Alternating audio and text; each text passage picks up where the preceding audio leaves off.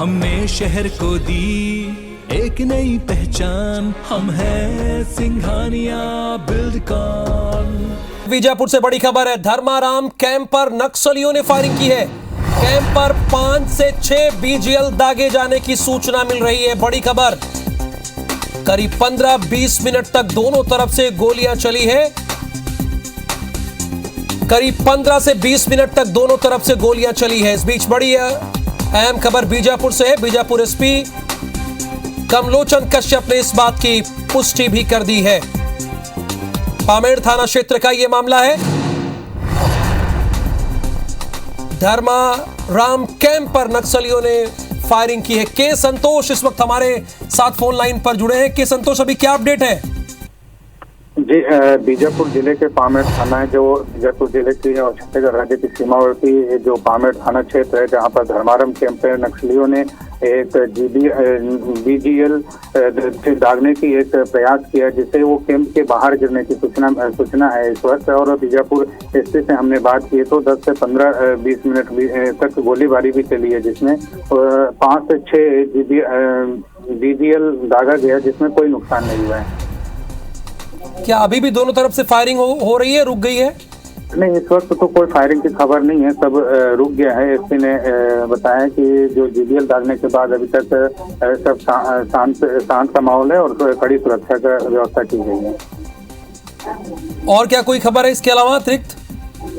नहीं, इसमें अभी अगर बात की जाए तो जो बीजीएल दागने के बाद से जो अभी सन्नाटा है, उसको अब कैंप को पूरी तरह से सुरक्षा के घेरे में लिया गया, अगर ऐसा कोई आता जवाबी कार्रवाई देने।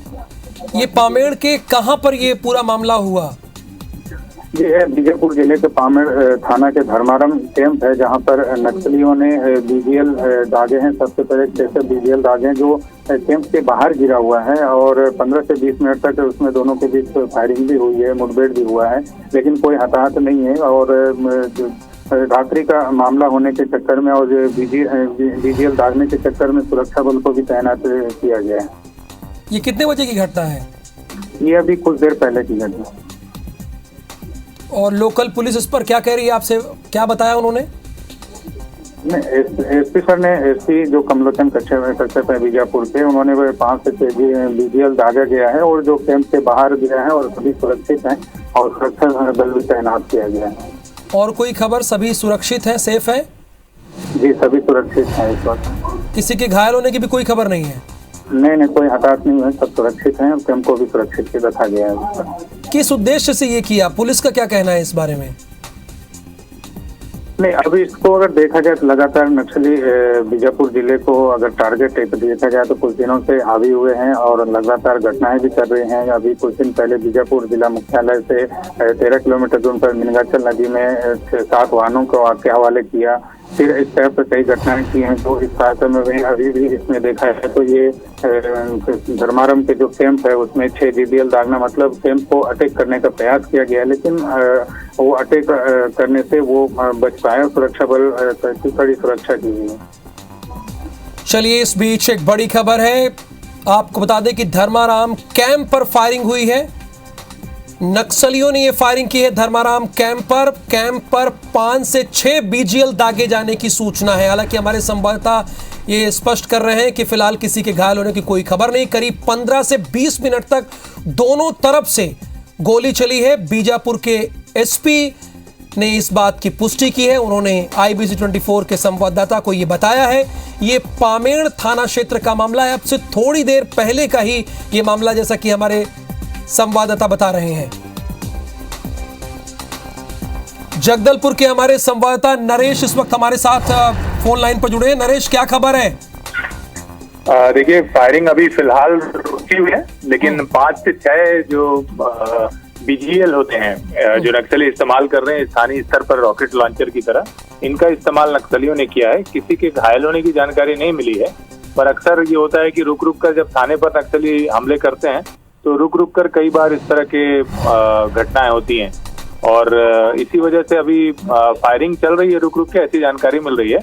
पर देखिए, कुछ समय में हो सकता है पूरी स्थिति और साफ हो, पर फिलहाल ये जानकारी मिल रही है कि अभी फिलहाल फायरिंग नहीं है, कोई हताहत नहीं हुआ है। सप्ताह भर पहले इसी तरह से जो दरभा कुटरू थाना अंतर्गत दरभा नया एक कैंप खुला है, यहाँ पर भी 4 जवान घायल हुए थे और काफी बड़ी संख्या में बैरल। बिल्कुल, आप हमारे साथ जुड़े रहिए। पंकज शुक्ला जी इस वक्त हमारे साथ फोन लाइन पर मौजूद हैं, एएसपी हैं।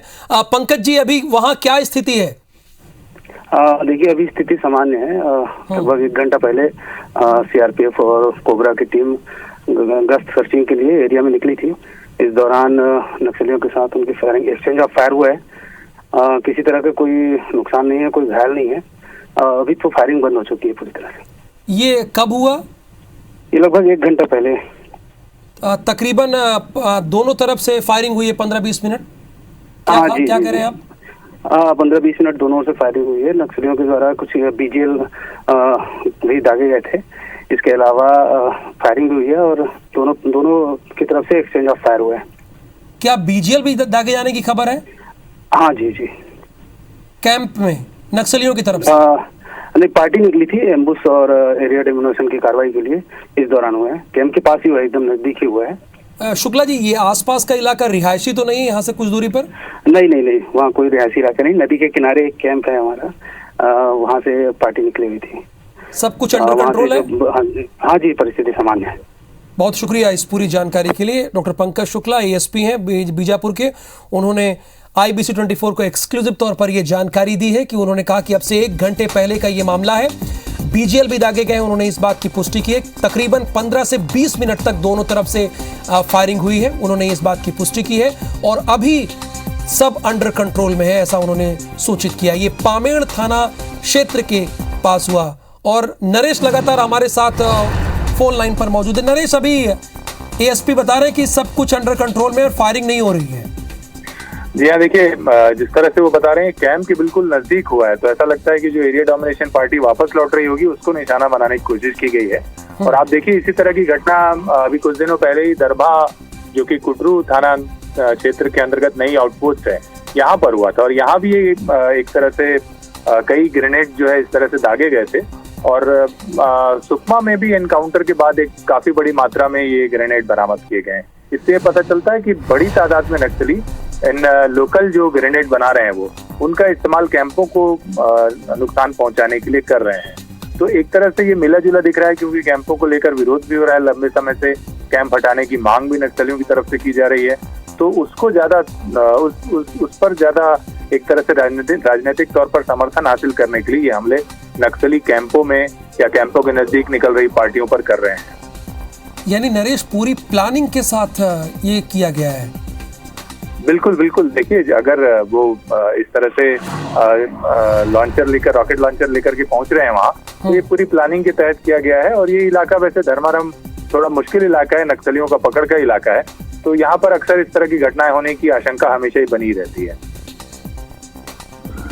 ये एक चीज है, आमतौर पर ये जब भी अटैक करते हैं तो दिन ढलता है उसी वक्त ये टारगेट करते हैं। और इस बार फिर, चूंकि अभी एएसपी भी कह रहे हैं कि तकरीबन 1 घंटे का मामला है, तो ये 7:45 के अराउंड रहा होगा जब उन्होंने हमला किया होगा। बिल्कुल। देखिए, ये नक्सलियों की स्ट्रेटेजी होती है, क्योंकि रात के वक्त कोई अन्य मदद मिलना जवानों को मुश्किल होती है। तो जब भी ऐसा कोई वो एम्बुश करते हैं, तो यदि जवानों को वो रोक पाने में या एम्बुश में फंसाने में या घायल करने में कामयाब होते हैं, तो देर रात तक उनको इलाज या बाहरी मदद मिलने में मुश्किल पेश आती है। जो बैकअप पार्टियां हैं उनको भी एरिया लोकेट करने, हेल्प करने में दिक्कत होती है। तो ये वक्त उनके लिए उपयोगी होता है। दूसरा, फोर्स यदि एरिया डोमिनेशन करके वापस लौट रही होती है तो थकी हुई होती है, गर्मी का मौसम है, तो ये सारी चीजें उनके लिए वॉरफेयर में ज्यादा मजबूत होने के लिए उपयोगी होती हैं। इसलिए अक्सर वो इस समय का इस्तेमाल करते हैं हमला करने के लिए। और अभी भी देखिए, इस बात की आशंका है कि जो पार्टी पूरी तरह से वापस लौटकर सुरक्षित है या नहीं, ये स्पष्ट नहीं होता। तब तक ये नहीं कहा जा सकता कि रात में नक्सली दोबारा हमला नहीं करेंगे।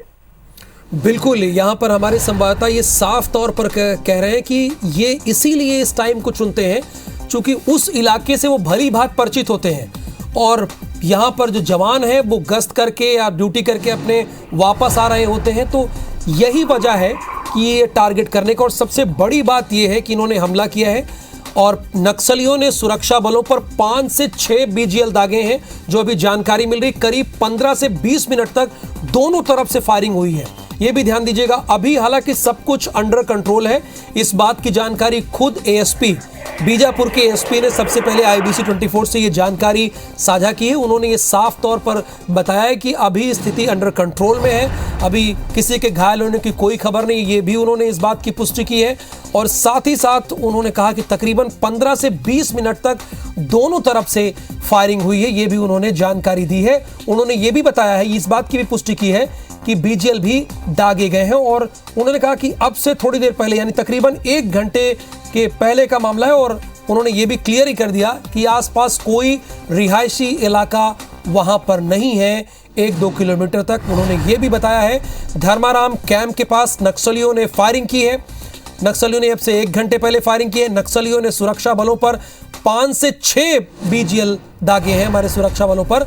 धर्माराम कैंप के पास नक्सलियों ने ये अटैक किया है और कोई भी मैसेज भी उन्होंने नहीं छोड़ा। हालांकि उनका मैसेज क्लियर था, अटैक करना था। नक्सलियों ने सुरक्षा बलों पर 5 से 6 BGL दागे हैं। हालांकि हमारे सुरक्षा बलों ने भी बैकअप में गोलीबारी की है और 15-20 मिनट तक गोलीबारी चलती रही है। बीजापुर के एसपी ने इस बात की पुष्टि की है IBC 24 से। ये पामेड़ थाना क्षेत्र का इलाका है, यानी बीजापुर के पामेड़ थाना क्षेत्र के इलाके में ये हुआ है। धर्माराम कैंप के पास नक्सलियों ने फायरिंग की है। नक्सलियों ने सुरक्षा बलों पर 5 से 6 BGL दागे हैं। करीब 15 से 20 मिनट दोनों तरफ से गोली चली है। बीजापुर के पुलिस अधीक्षक ने इस बात की जानकारी दी है। स्थिति सामान्य है, सभी जवान सुरक्षित हैं। एएसपी डॉक्टर पंकज शुक्ला ने यह जानकारी सबसे पहले IBC 24 को दी है। ये पामेड़ थाना क्षेत्र का मामला है। जानकारी के मुताबिक जिले के नक्सल प्रभावित इलाके धर्माराम में स्थित पुलिस कैंप में शाम तकरीबन 7 से 8 बजे के बीच, जैसा कि एएसपी ने भी बताया, 7 से 8 बजे के बीच माओवादियों ने अचानक हमला कर दिया। लेकिन वो पूरे प्लान से आए थे, जिसके बाद जवानों ने मोर्चा संभाला। माओवादियों की गोलियों का हमारे जवानों ने मुंह तोड़ जवाब दिया। फिलहाल दोनों तरफ से गोलीबारी रुक चुकी है, रुक गई है। जवानों को भारी पड़ता देख माओवादी भाग खड़े हुए। ये जानकारी अभी सामने आ रही है। माओवादी भाग खड़े हुए हैं जवानों को भारी पड़ता देख। फिलहाल इस मामले की आधिकारिक पुष्टि हो गई है और यह आधिकारिक पुष्टि IBC 24 के जरिए सबसे पहले वहां के एएसपी डॉक्टर पंकज शुक्ला ने की है और वहां के पुलिस अधीक्षक ने भी यह जानकारी दी है। एक बड़ी खबर है, धर्माराम कैंप के पास नक्सलियों ने यह फायरिंग की है। इसमें कोई दो राय नहीं है कि इस कैंप के पास नक्सलियों ने फायरिंग की है। नक्सलियों ने सुरक्षा बलों पर तकरीबन 5 से 6 BGL दागे हैं। करीब 15 से 20 मिनट तक दोनों तरफ से ये गोली चली है, ऐसी जानकारी है। और बीजापुर के एसपी ने इस बात की पुष्टि भी कर दी है। स्थिति सामान्य है, सभी जवान सुरक्षित हैं। और अभी वहां क्या स्थिति है, क्या अपडेट है, हमारे संवाददाता नरेश लगातार आपको सबसे पहले इस बात की जानकारी दे रहे हैं। वो हमारे साथ फोन लाइन पर भी है।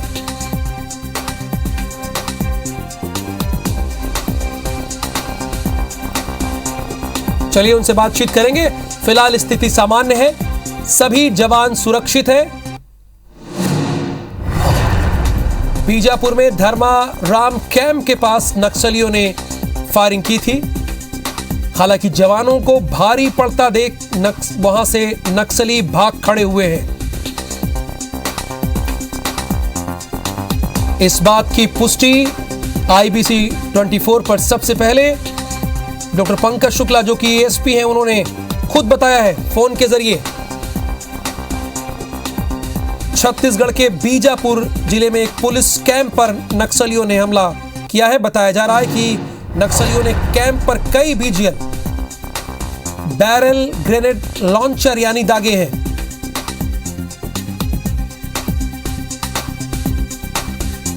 पंद्रह से 20 मिनट तक दोनों तरफ से गोलीबारी हुई है।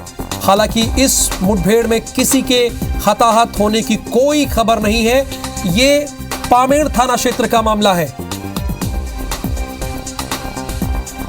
IBC 24 को सबसे पहले यह जानकारी दी है डॉक्टर पंकज शुक्ला ने और के संतोष इस वक्त हमारे साथ फोन लाइन पर है। के संतोष, अभी वहां क्या अपडेट है?